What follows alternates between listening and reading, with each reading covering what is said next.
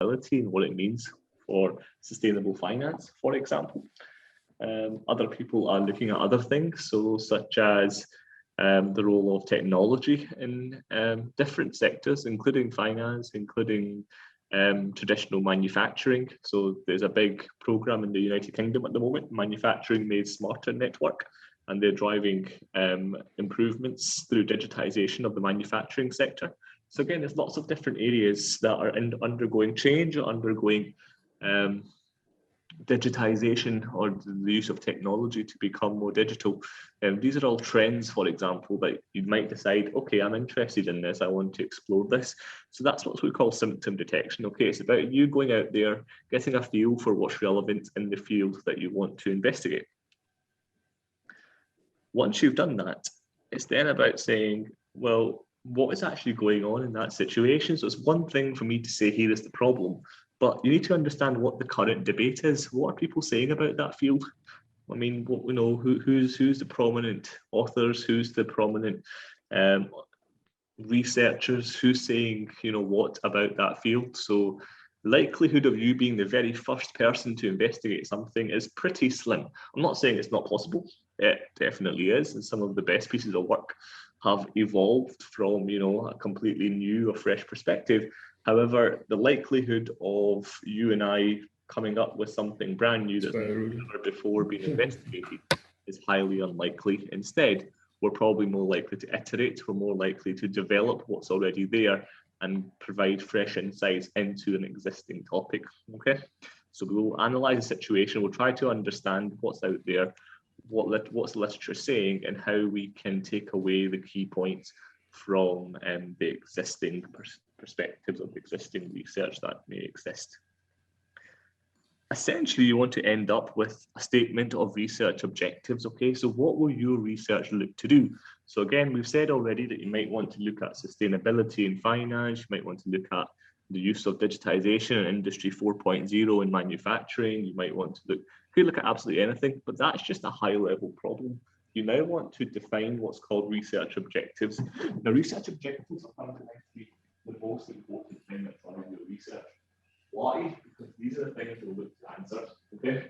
You can't answer a big broad question like, why is sustainable finance important? There's so many avenues, there's so much you could explore, there's so much you could look at. It's just too broad a topic. What you can explore though is you can then break that down and you can investigate the underlying components of sustainability in finance. What do you mean by sustainability? Are you talking about making finance more inclusive, perhaps, to different groups of people? Are you looking at perhaps that diversity and inclusion component? So how do you perhaps bring BAME or women more into the financial space than perhaps is currently the case? Are you looking at, you know, carbon emissions and net zero?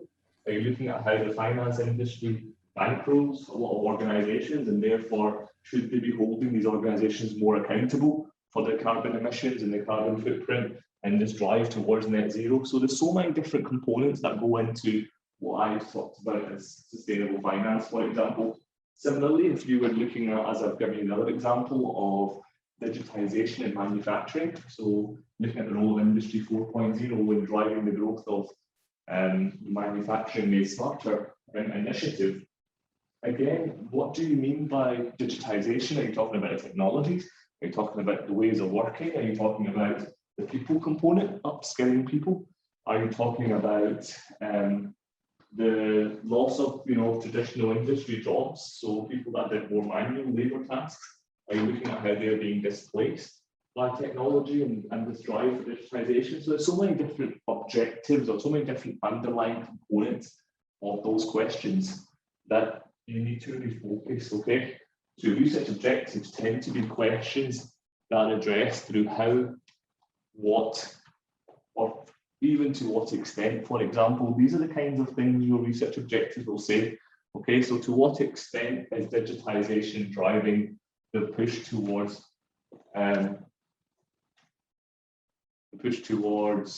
perhaps cleaner manufacturing technologies that emit less carbon emissions, something like that? Again, it's very specific, okay? So you have to go down to the detail depending on what you're investigating, or how can banks be held more accountable for their contributions or for their bankrolling of sustainable projects or their sustainable industry. So again, remember, at the end of the day, a lot of large corporations are responsible for a lot of the emissions that are caused in this global context. So where do they get their finance from? They go to the banks, they go to financial institutions, they go to people that are willing to fund them.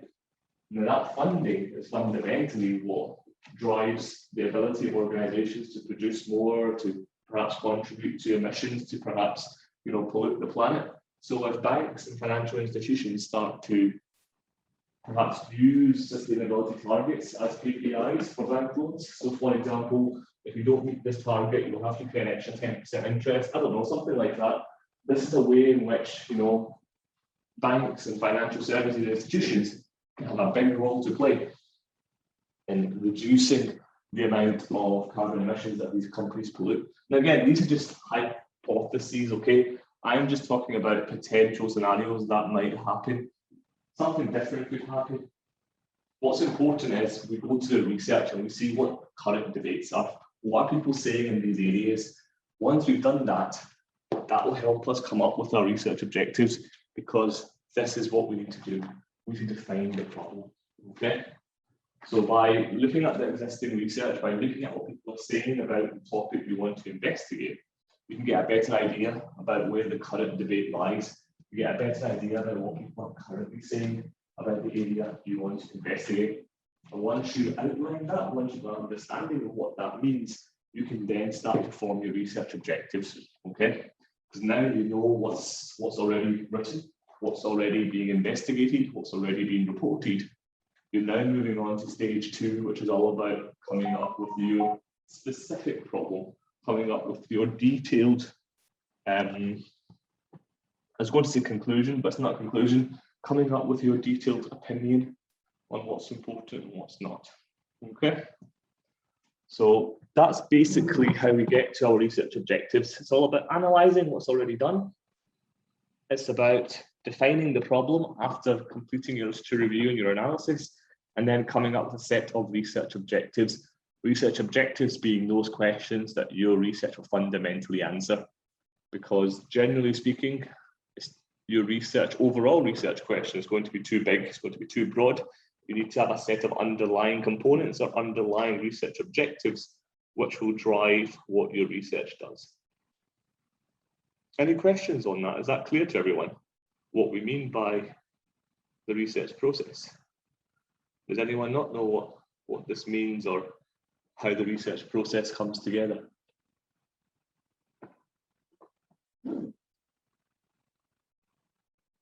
No? Everyone happy? I'm sorry, sir.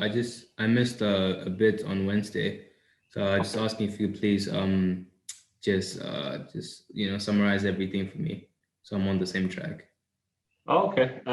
So I'm not going to, unfortunately, spend too much time because most people will have attended, so I don't want to inundate them with the same information. But at a high level, basically, we looked at what research is. We defined, why research is important and how research contributes to the general knowledge generation, to progressing our understanding in a particular field. Okay, so that was one of the key outputs from Wednesday. But then we started looking at the research process model, which was all about understanding how does the research process come to life. And we talked about concepts and we talked about operationalization. Sorry, that's my phone, apologies. Put that on silent. Yes, so we have operationalization of the research, which is what we're going to discuss today. It's all about how do you go about doing an empirical investigation, analyze your data, how do you come up with your research findings and conclusions.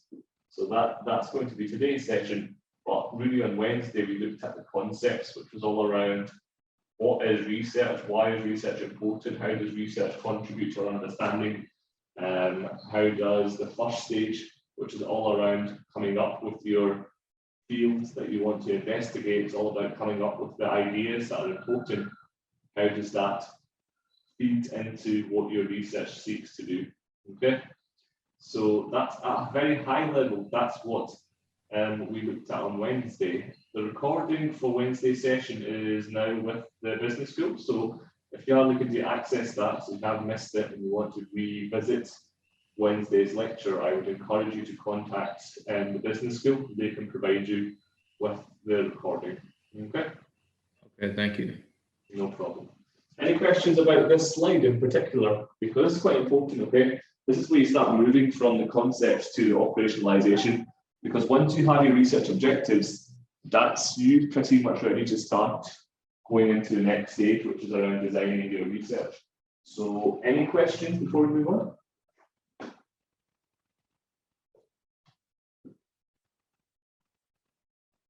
No? Okay, well, I'll take your silence to mean that everyone is clear on the process. So again, just another quotation here about what research objectives are and why they're important. But essentially, the objectives refer to the individual questions that you will answer through your study. Okay, that's exactly what I've been saying to you. And they indicate what we're trying to get from the study and what the expected results or outcomes may be. So just by reading your research objectives, I should have an idea of what you're trying to do. So either trying to prove or disprove something, or you're trying to find out to what extent something happens, so on and so forth, or you're trying to understand the process or how does something happen. So again, just by reading your research objectives, I should have a rough idea of, you know, what type of study you're going to be doing. So establishing the research objectives, again, it should be clear, achievable, and it should directly assist in answering the research problem. So again, remember, you've got an overview research question or research problem, but your objectives are the underlying component parts, okay? So they're basically the building blocks that answer the overall question.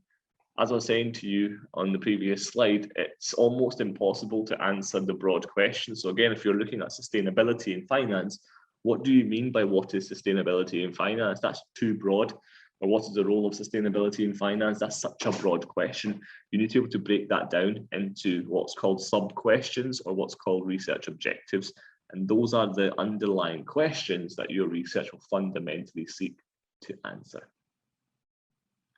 Generally speaking, they're written as words or statements beginning with to. So to what extent? For example, to discover, to establish, or otherwise, you could also start with the word how. It's common for research objectives start with the word how. How does something happen, or how can we understand how much of something? These are all quantifiable things that you may also want to consider when you're starting to create your research objectives. Right, so review of literature. This is important. So again, once you've done your early research on, you know, what's the topical issue, what's important in the field, you then need to go and do what's called a broad or a deep dive. Now, this is your high-level literature review. So it's a documentation of the comprehensive review of the published and unpublished work from secondary sources of data in areas that may be of specific interest to the researcher. So again, this is where you're identifying texts directly related to your topic that you might not have considered in the early part.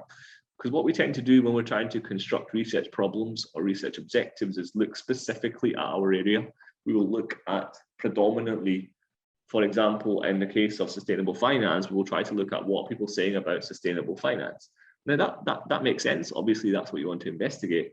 But you also want to break that down and say, well, maybe there's more stuff being said in the literature on sustainability, on the literature on carbon emissions, on the literature on financial services. These are all different areas. So you might want to break that down and look more broadly at those areas and understand if there's any overlap between what's being written or published in that field and what you're trying to find. The main aim is to find out problems that are already investigated and those that need further investigation.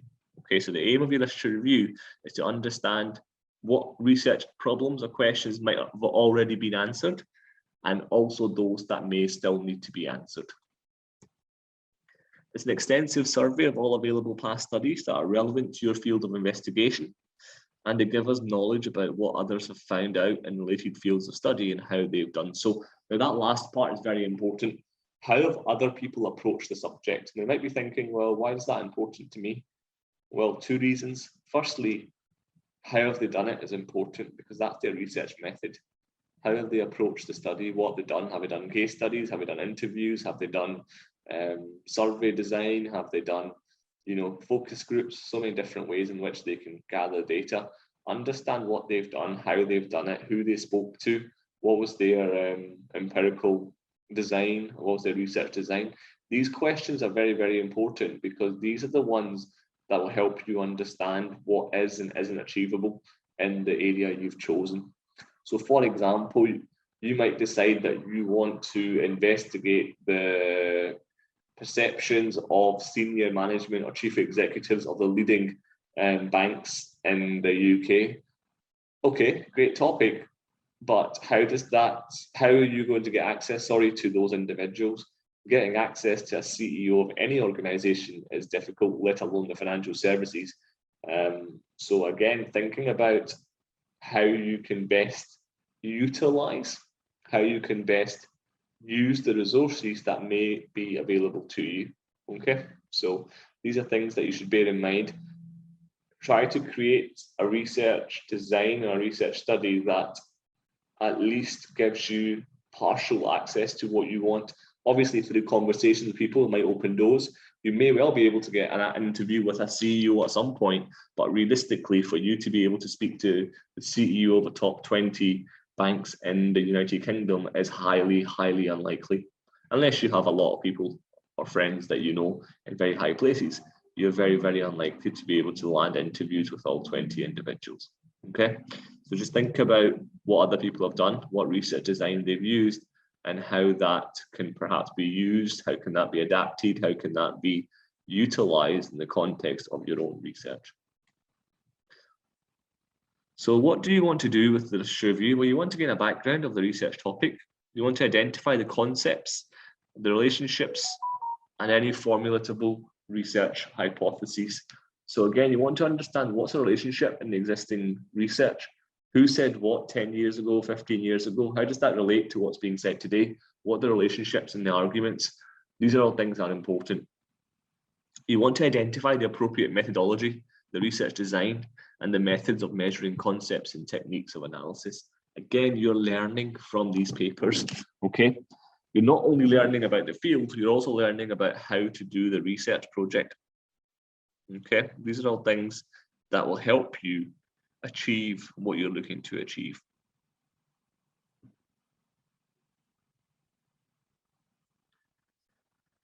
So you might be thinking, well, okay, you're talking about literature review, Akmal, but how do I go and do a literature review? I mean, where do I start? So there's a few different places you can start from. Firstly, you've got to identify relevant sources. Where are you going to look? Now, there's no right or wrong answer here. There are some techniques that can be used. There are some models and frameworks that are important. But essentially, what you're looking to do is identify either the books, the journals, maybe the industry reports that are relevant to your field. Now, when I say books, I would look for academic textbooks, okay? We're not looking here for biographies or autobiographies, or obviously not fiction books, which is almost a given, but things like biographies and autobiographies. So say there's been a autobiography by Richard Branson or an autobiography by Jeff Bezos. I wouldn't use that simply because that's being constructed with a particular purpose in mind, and it'll be creative journalism. Okay, what you would rather do is you would rather use stuff like company reports. You might rather use stuff like academic textbooks, things that are peer reviewed, things that are published in academic journals that can help you. Access to academic journals is available through content such as Google Scholar. There's also some databases that you can use, EBSCOhost being one, Web of Science being another. So there's quite a few different ones. If anyone's looking to get more information on those, do let me know and I can share some links. But usually Google Scholar is the first port of call, and it gives you relatively good access to most of the important research in your chosen field. Once you've identified the articles, you've identified the books that you want to use, you then need to extract and record the relevant information. So what do I mean by that? Well, basically, it's going to be difficult for you to read every single textbook, every single journal article, every single company report you come across. You'll be there all year, maybe even 2 years. So that's not feasible. What you want to do is you want to find a way of picking out the key detail. So what are you looking at? You're looking at the introduction, you're looking at the conclusion. Why? Because the introduction tells you what the research is all about. Conclusion tells you what the key findings are. So those are two things you definitely want to look at. You want to look at a research method. So there'll be a section called research methods or research design. You want to understand how the authors of that research conducted what they did. And then you want to look at something along the lines of the empirical study. So you want to try and see what they did, who they spoke to, and that's enough, okay? We're not looking for you to demonstrate that you've read a paper from cover to cover. Yes, it can be useful, and yes, you might, if you are interested, by all means do it. But really, as long as you can demonstrate what the key arguments of a particular author or a particular paper are, we're not necessarily interested in you demonstrating you've read every single page, every single word, okay? And finally, of course, the most important thing, writing up your literature review. There are some techniques and hints that can help, but really my advice is write as you go along. Why? Because it will help you. Yes, you might end up editing it. Yes, you might end up changing things, but you would rather have a basis to go on. So as you're reading, capture your thoughts, capture your ideas. What are you thinking about this paper? What is this author trying to say? Again, it can be brief notes, it can be bullet pointed, but then when you revisit it, turn it into formal structured sentences, structured paragraphs. So that's one of the best ways I would say to write up a literature review, because if you wait until you've read everything, by the time you start writing, you're going to forget what you read at the very beginning. So my advice is, as you read, maybe at the end of each article, end of each book chapter or something, capture some thoughts. Nothing large, can be a couple of bullet points or one paragraph, but really important in you demonstrating your understanding of the field. Said this already, these are just some examples of where you might want to capture your data. You might want to capture some of the readings from. A few different methods. Traditionally speaking, the card system is what was used, okay? So if you go back 20, 25 years, everything was done by hand, it was all manual, people took manual notes. Some people think this is still the best method. If that's how you learn best, by all means do it. But now there's electronic systems that can help you, okay? EndNote library, now unfortunately it's not free, you have to pay for the license to the software, but EndNote library is a very, very useful tool. Most universities, certainly in the UK, recommend the use of EndNote library. There's also a free version called Mondelez. I believe it's French design, and Mondelez allow you to do the same thing really, but albeit in an electronic context. Okay, so I would encourage Mondelez as something you might want to use.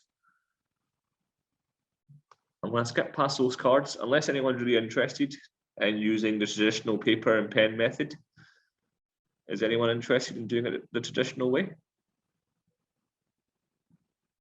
Let me know now before I skip. No? Yeah, it's okay. It's lacking really well. It could be. Well, okay. Basically, the source card system is basically the way in which you can capture information and present it for your own purpose, really. So source card is usually using things like cue cards. So if you've ever done a presentation before, or you've done some kind of oral presentation, you might have used cue cards or presentation cards. Exact same concept, but you're using what we call source cards and note cards, okay? So source cards are used for capturing your bibliographic information. What do I mean by that? Well, you want to capture the name of the author, you want to capture what the name of the article is, you want to capture the journal it's published in, the publisher, and also perhaps the year of publication. Okay, so these are all things you want to capture because they go into your reference list. And a note card is what you use to capture your notes, okay? So the note card is what essentially is used for you to demonstrate your understanding, okay?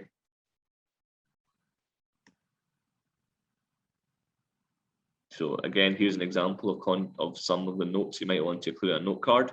So this author, Sheth, 1973, on page 50, has suggested that there are a number of influencing factors, blah, blah, blah. Okay, so you just list them on a note card.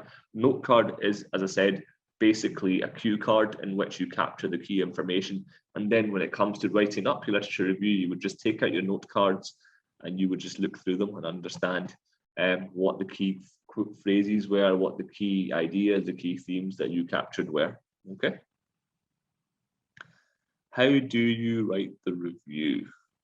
So in some models of industrial buying behavior, there are a number of influencing factors. Sheth, 1973. So that's basically taking point number one and writing it in the literature review. Okay, that's how it might look in your actual literature review. But when it comes to your notes, it's very broad and very general. And then at the end, you would have a reference. And here is the reference. This is Harvard style referencing. You would have the author's surname. You would have the year of publication. You would have the title of the journal. You would have the publisher, so who published it, Journal of Marketing, what volume, volume 37, issue number 4, and it's pages 50 to 56. Okay, everyone clear on what these things are? Yes. Fabulous. Points to be kept in mind while reviewing the literature. So really, what I want you to do is read the relevant literature, okay? Read the things that are really important in your field. I don't want you to spend time reading something that doesn't really add value. So again, for example, if you're investigating sustainable finance and you come across a paper looking at the role of the financial crisis, the financial crisis and the sustainable finance movement are two very, very separate things, okay? The financial crisis isn't important to what we're looking at in sustainable finance. Yes, it might link back in terms of the behaviors, if that's what you're looking at, and if that's what you're investigating, then yes, you might want to consider it. But overall, the financial crisis was a completely separate thing to what we're talking about in sustainable finance. Similarly, if you're looking at manufacturing, and you're looking at manufacturing made smarter, so technology, digitization, if all of a sudden you're talking about stuff like Fordism and talking about stuff like Taylorism, you know, traditional manual labor, then is that really relevant? Probably not. I mean, I'm looking here at technology, I'm looking at digital manufacturing. What has Fordism or Taylorism or the production line got to do with smarter manufacturing? Okay, so I want you to be smart, be savvy, read the stuff that will add value to what you're trying to achieve.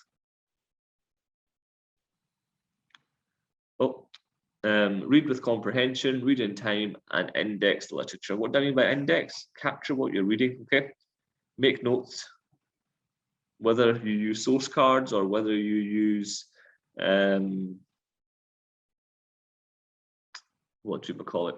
Whether you use source cards or whether you use digital technology such as, you know, EndNote or Mendeley, doesn't make any difference. They both do the same thing.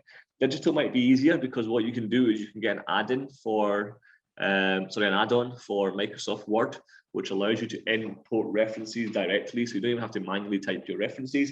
Mendeley and EndNote will do that for you, okay? So electronic can save time, but again, I know some people prefer to do it manually, which is absolutely fine too, okay? No one's going to penalize you regardless of which method you choose. Step 3, you got to formulate a hypothesis. So an hypothesis is an assumption about the relationship between variables. What does that mean? Well, basically, it's you saying, what will my research seek to achieve? Okay, this is my hypothesis. I believe the research will do X, Y, and Z. I believe there's a link between sustainability and finance and the role that the government plays in policy making. Again, some of them can be quite straightforward, others can be quite peculiar. The idea is you're testing the hypothesis, okay? The hypothesis can be defined logically, or it can be conjunctured relationships between two or more variables in the form of a testable statement. So something that needs to be testable, okay? So it is thought that this unpacks this. It is thought that this relates to this. It is thought that this equals or this contributes to this. So again, it's things that can be measured. You can measure if something contributes to something else. You can measure if something relates to something else, because all of that is done through your investigation. All of that is done through your focus group. All of that can be done through your interviews or your case studies. You can actually measure whether or not something holds true. anything that can vary can be considered a variable. Okay, so again, some people get confused as to what a variable is. So anything that changes can be considered a variable. Time, for example, is a variable. The weather is also a variable. The government policy could be a variable. These are all different things, okay? It could be absolutely anything at all. Variables are things that influence, impact, or contribute to something happening. For example, here, age, production units, absenteeism in an organization, the sex or gender of people, the motivations that drive people's behaviors, incomes, heights, weights, etc., etc. These are all variables, okay? These are all things that impact one another. I'm not going to spend too much time. I think everyone understands what a variable is. Different types of variables. You can get explanatory variables or extraneous variables.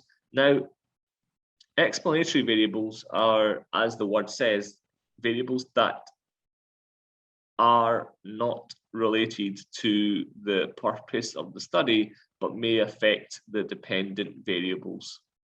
So what we're trying to say here is explanatory variables are those that actually help explain what is going on here. Okay, so for example, the weather will explain what clothes people are wearing. Okay, if it's going to be hot and sunny today, people will wear less clothing. They'll probably wear t-shirts, they'll wear shorts, they will wear, you know, summer clothing. If the weather is going to be cold, then people are probably going to wear jackets, they're going to wear warm jumpers, so on and so forth. So the weather can be understood to be an explanatory variable as to why people behave a certain way when it comes to clothing. So that's an example. An extraneous variable is something that doesn't necessarily relate to the purpose of what's going on. Okay, so for example, sticking with the weather and the clothes, an extraneous variable may well be something like the age. So the age that I am shouldn't really directly impact on the type of clothes that I wear in the weather, okay? Yes, the age will contribute to style of clothing. I might not wear revealing clothes if I am older, or if, you know, I don't have the self-confidence to wear revealing clothing. But similarly, on the opposite side of things, my age is important because my age does contribute to what I may wish to wear, but it doesn't decide what I want to wear, okay? The weather is probably more contributing because the weather will decide if I wear a jumper or a t-shirt. My age will not necessarily decide whether or not I wear a jumper or a t-shirt. Does that make sense to everyone? The difference between explanatory and extraneous variables. I need you to talk to me, guys, because this bit's quite important. If you don't understand this, then you need to tell me. So everyone following so far? The difference between explanatory and extraneous?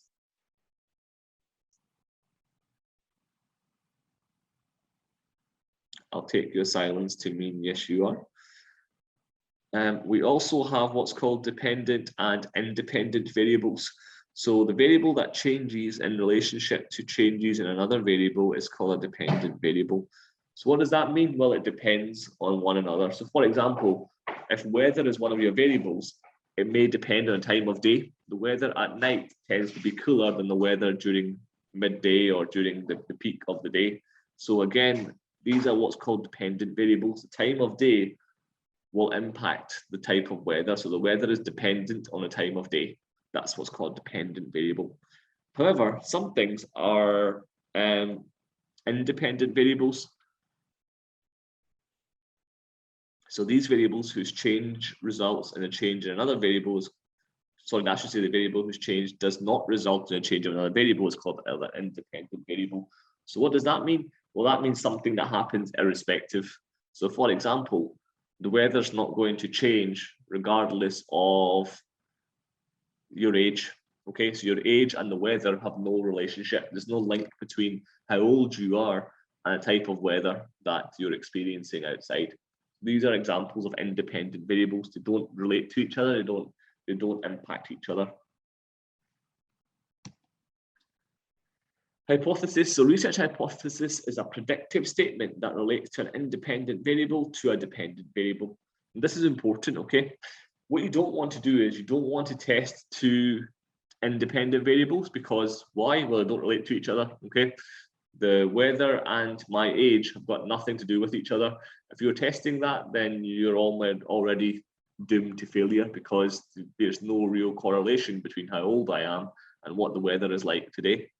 Similarly, if you're looking at dependent variables, so for example, the weather and the time of day, then they are linked, they are dependent variables. It's somewhat self-explanatory. You know, you don't have to be Albert Einstein, you don't have to be very clever to understand that at night the temperature is cool, during the day the temperature can be warmer. So again, these are what's called dependent variables. The nature of the weather will depend on the time of day. So again, you don't want to investigate that. What you do want to investigate is one independent and one dependent.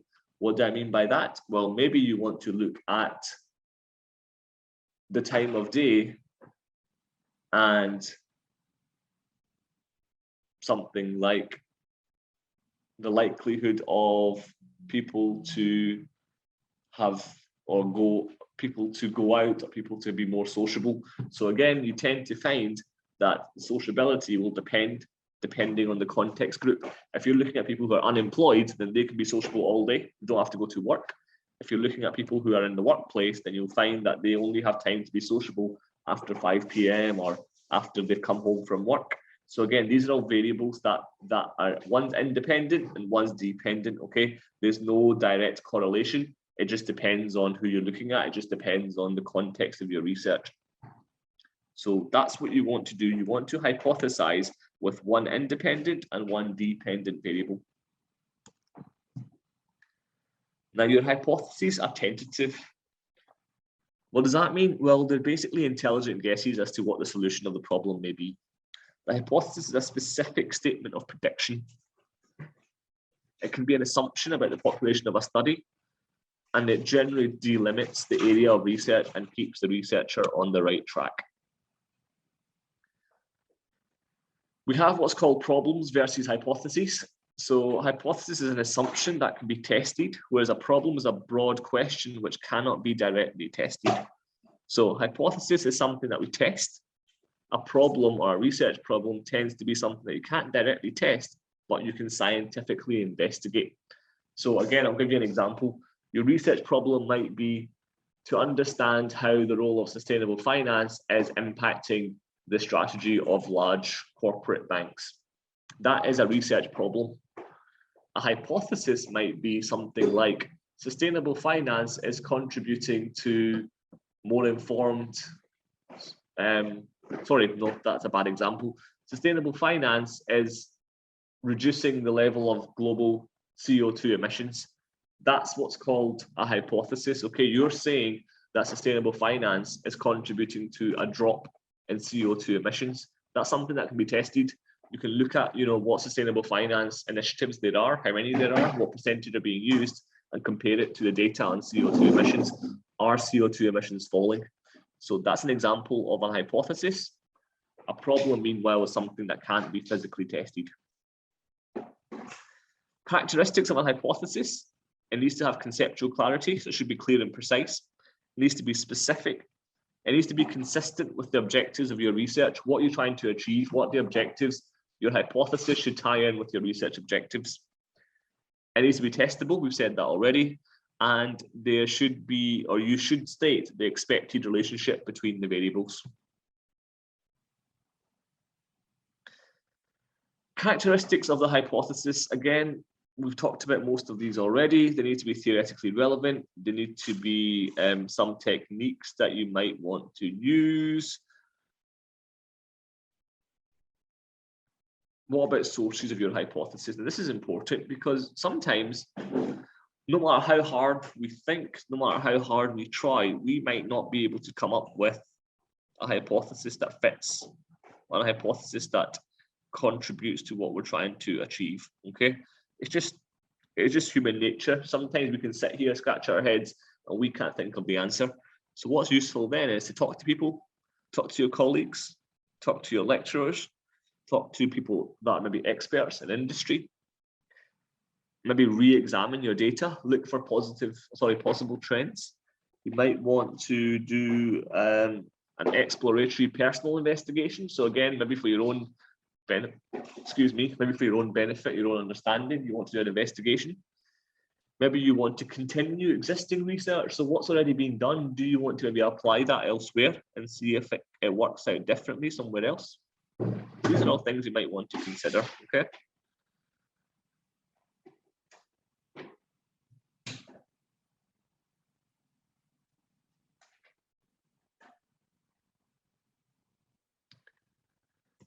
Types of hypothesis, you can get a descriptive hypothesis. So for example, public enterprises are more amenable for centralized planning. So again, that's something that can be tested. You can look at public enterprises and you can understand the role of centralized planning. So you might want to look at countries like North Korea, you might want to look at countries like even Russia, and countries of that similar design. Now that Afghanistan with Taliban rule are very centralized. So again, these are examples of where centralized government play a fundamental role in business enterprise. So again, public enterprises might be, is that true or false? Can you test that? Yes, you can. Well, what about a relational hypothesis? And again, I'll give you an example. So families with higher income spend more for recreation. So again, that's relational. So you're trying to say that people or families that have more income are able to spend more or do spend more on recreational activity. So again, that's you testing two different things here almost. You're testing people with higher incomes. So you're looking at what people with high incomes are doing. So firstly, do you have a high income? Yes or no? That's the first test. If your answer is no, then you discard them. If your answer is yes, you include them in your study. You then look at whether or not they're spending what they're spending on recreation. So again, you're looking to measure that financially. How much do they spend on recreational activity? And then you want to compare that to the average, or you want to compare that to maybe lower class or lower earning families, and then compare how much is being spent on recreational activity. So it's almost like what we call a loaded hypothesis, okay? There's a relationship, there's a correlation between the variables. We also have what's called a causal hypothesis. That basically states the existence of or a change in one variable that can lead to an effect on another variable. So again, this is what I was trying to tell you earlier. A causal hypothesis is what you really want because it links a dependent and independent variable together. Null hypothesis, that basically is when there is no difference or no relationship. Okay, so it states that there is no difference between the parameter and the statistic being compared, i.e., it's something that holds true. Okay, so there is no relationship between a family's income and expenditure on recreation. So that's you saying it doesn't happen. You're basically stating what you think is a fact. So null hypothesis, it can only ever be true or false. There's no other answer. So null hypothesis is basically you stating what you think is a fact, and then you're going to prove or disprove that by investigating the two variables we just discussed.